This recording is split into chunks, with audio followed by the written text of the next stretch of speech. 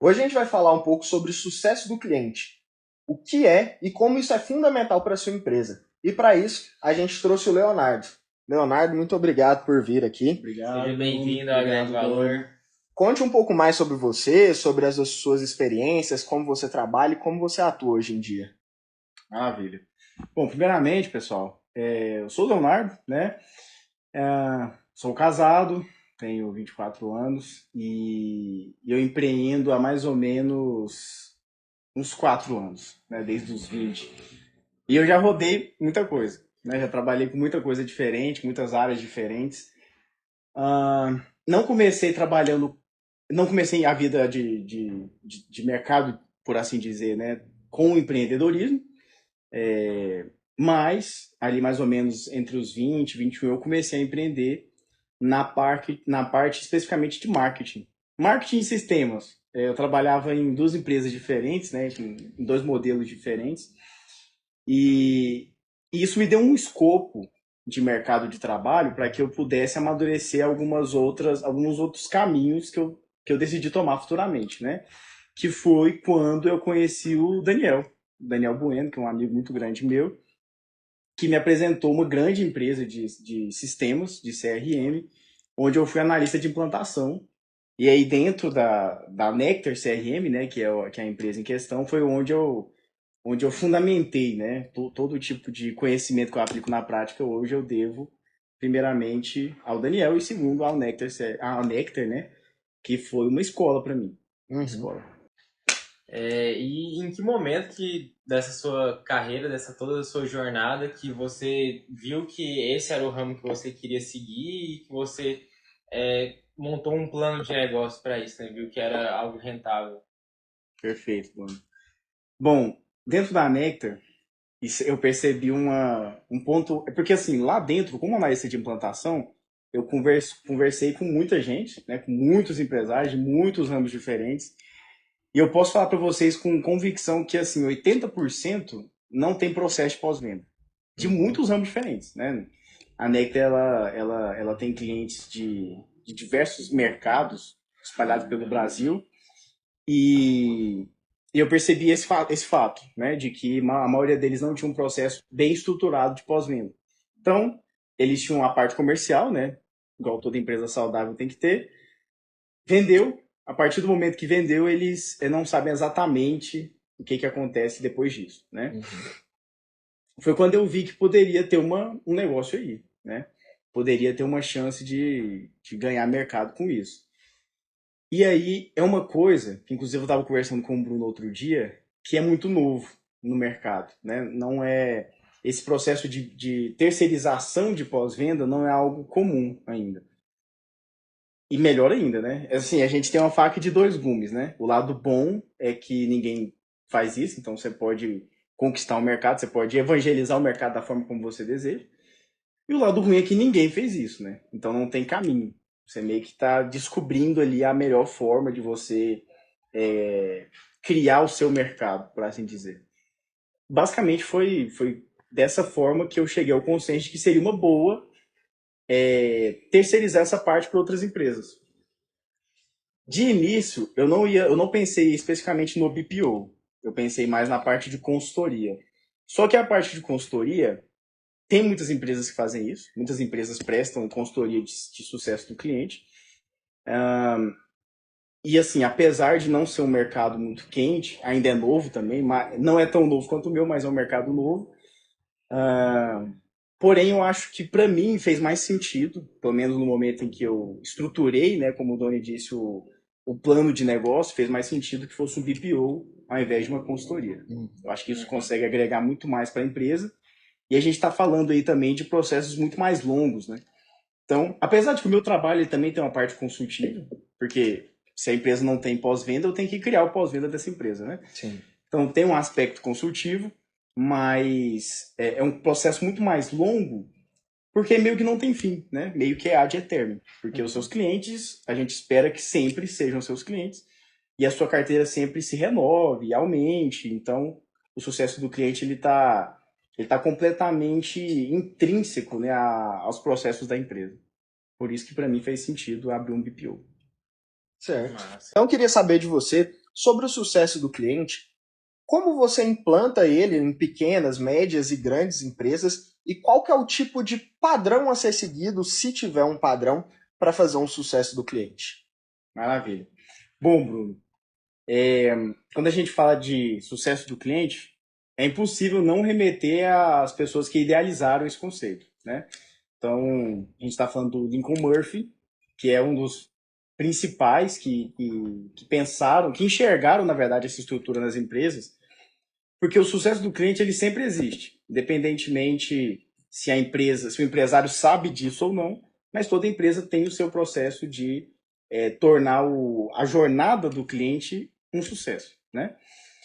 Mas quando a gente está falando disso na prática, então levando para diferentes tipos de empresas, diferentes ramos, diferentes tamanhos, tudo isso é muito particular, né? Então, se pudesse dividir assim em dois segmentos claros, a gente está falando de Customer Success para empresas que prestam serviço e Customer Success para empresas que são do varejo, né? Que vendem produto. E bom, não tem exatamente um padrão, Bruno, porque são dois mercados enormes, né? Então, quando a gente está falando de venda de produto, a gente está falando de varejo, principalmente, né? E dentro de varejo a gente tem diversas ramificações. Mas quando a gente está falando de prestação de serviço, isso fica um pouco mais claro. Dentro da área de prestação de serviço, apesar de não existir especificamente um padrão, mas a gente tem algumas estruturas que geralmente a gente segue, que basicamente consiste em boas-vindas de cliente, isso falando de serviço, porque hoje é o ramo que eu mais atuo.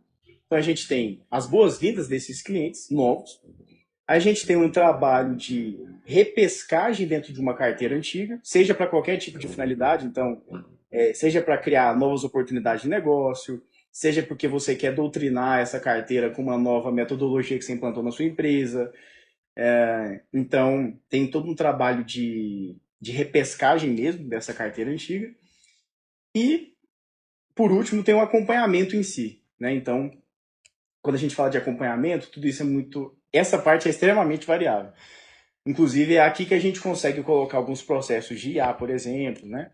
Mas quando a gente fala de acompanhamento, a gente está falando ali de uma rotina que o seu gerente de carteira, né, que é o profissional que a gente chama, que atua como sucesso do cliente, é a rotina que ele vai seguir com a sua clientela, né? Então, quantas vezes ele vai entrar em contato, qual que é a finalidade desse contato, o que ele vai perguntar,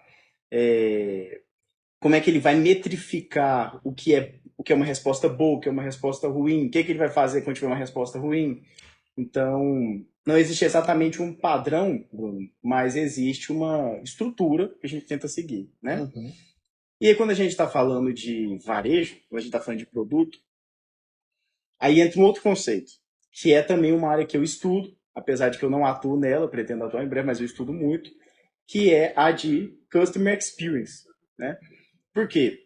O cara que compra um produto, a não ser que a gente esteja falando de produtos de alto valor agregado, o cara que compra um produto, ele está mais interessado na experiência de o porquê que ele está comprando e de como ele está comprando, do que na funcionalidade em si. Por exemplo, né, vamos dar um exemplo bem claro. Uma geladeira. Vamos pegar um varejão bem grande, Casas Bahia. O cara que vai comprar uma geladeira na Casas Bahia, ele precisa da geladeira porque ele precisa, né? A dele queimou e ele precisa de uma geladeira nova porque ele tem que armazenar ali a comida dele. Mas a forma como ele vai ser atendido, a forma como vai ser entregue, a forma de como vai ter um pós-venda com esse cliente. Então, fulano, depois de 6 meses eu vou entrar em contato com você para saber, né, se ela não queimou, se você não precisa de ajuda com alguma coisa, se o produto era o que você esperava. Então, a forma de como ele está comprando é mais importante do que o produto em si. Quando a gente fala de produtos de alto valor agregado, por exemplo, carro de luxo, aí já é totalmente diferente, né? Porque aí, por ter muito valor agregado, o cliente ele espera que ele tenha um acompanhamento real. Não simplesmente uma mensagem depois de 6 meses ou um ano, mas ele espera que você seja um consultor para ele, né?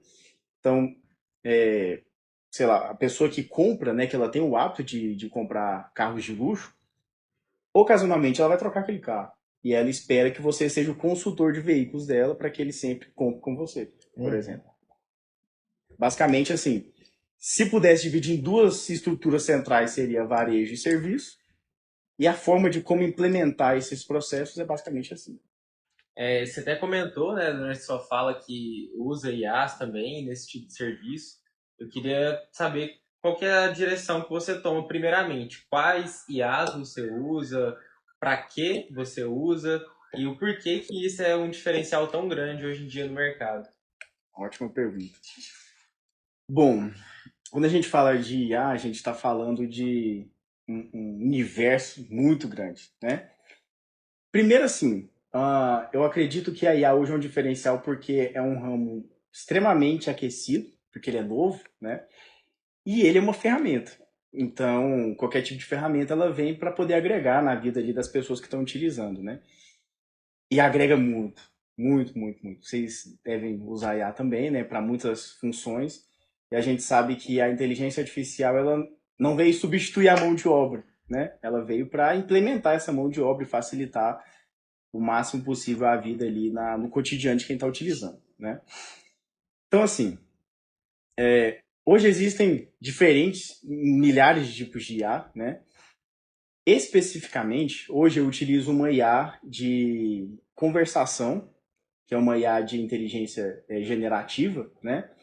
Onde ela aprende certos hábitos e com base nesses hábitos ela vai tomar alguns comportamentos. Como é uma IA de conversação, ela vai tomar comportamentos especificamente de conversa, né? Então hoje eu utilizo a IA para que ela consiga atuar sempre que possível, primeiramente como uma secretária. Então, substituindo um pouco a ideia do saque que a gente tem até hoje, né? Quando a gente entra nos sites e tal, tem uma área de saque. Mas a IA, no dia a dia de muitas empresas, faz muito sentido que ela substitua esse saque. Então, as principais perguntas que os clientes sempre fazem, que o cara, ele sabe a resposta, mas ele mesmo assim quer perguntar, a gente coloca a IA para responder, né? De forma bem humanizada, claro, para que ele não sinta que é somente um bot. Mas o primeiro ponto onde eu utilizo a IA é aí. Em segundo lugar, eu utilizo muito a IA hoje para fazer as pesquisas de NPS. Né? Para quem não sabe, NPS é a métrica que a gente utiliza em Customer Success para que a gente consiga avaliar a satisfação do cliente, né? O quão satisfeito ele está com com que a empresa presta, com que a empresa presta o serviço, né? E bom, depende muito, né? Como eu falei para o Bruno, depende muito do fluxo de cada empresa, né? Do que a empresa vende, como que ela vende, assim por diante. Mas hoje eu utilizo a IA em pontos esporádicos, então geralmente é de um em um mês, de 2 em 2 meses, para que ela consiga fazer essa pesquisa para mim. Então, ela literalmente entra em contato com os clientes do meu cliente, para que consiga fazer algumas perguntas que são chave e isso consiga me dar um relatório. E com base no relatório eu consigo saber se o cliente tem uma nota positiva, neutra ou detratora. E aí, com base em cada uma das notas, eu vou tomar algumas providências, né? Então, se é detratora ou neutra, aquele cara precisa de um atendimento urgente. Então, é a hora de... Aí, me deu a resposta, é a hora de eu ligar para o cara e saber por que ele deu aquela nota, né? O que a gente pode fazer para que essa nota aumente. Basicamente, hoje eu utilizo a IA dessa forma. Mas a gente tem IAs para muita coisa, né? Muita coisa mesmo. Inclusive IA para gerar relatórios, inclusive. Essa é uma que eu utilizo também internamente, onde ela compila, né, muitos dados e transforma aquilo em dashboard. E a gente consegue ter relatórios muito mais assertivos do que ficar colhendo dados ali durante um dia todo e montar um relatório, né? Sim. Bom, o papo aqui até então tá legal, a gente está aprendendo muita coisa sobre o sucesso do cliente, mas para esse vídeo não ficar muito extenso e vocês terem um gostinho de mais sobre o sucesso do cliente e inteligência artificial, a gente dividiu esse vídeo em dois e em breve a gente vai lançar a segunda parte dele.